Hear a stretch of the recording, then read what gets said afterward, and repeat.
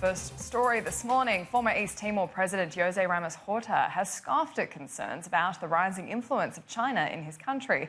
It comes as Scott Morrison today travels to East Timor as part of its 20th anniversary of independence, where he will unveil a new maritime security package amid ongoing efforts to counter China's strategic dominance.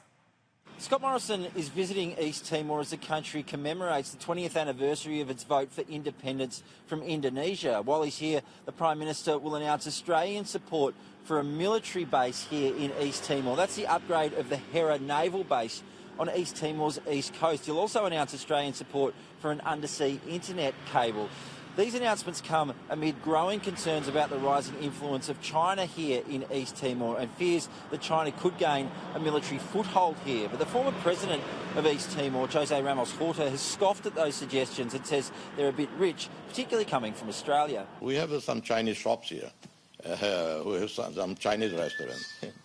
So it's amusing, to say the least, when I hear a Chinese academic, Australian academic, Australian journalists, Australian politicians talk about Chinese influence in Timor-Leste. How about Chinese influence all over Australia? Scott Morrison will also sign a new maritime border agreement with East Timor while he's here. That agreement will see the Timorese receive more than 70% of the royalties from the Greater Sunrise gas field. That's a far better deal than the previous one that had been struck with the Howard government that would have seen the Timorese receive just 50% of those royalties.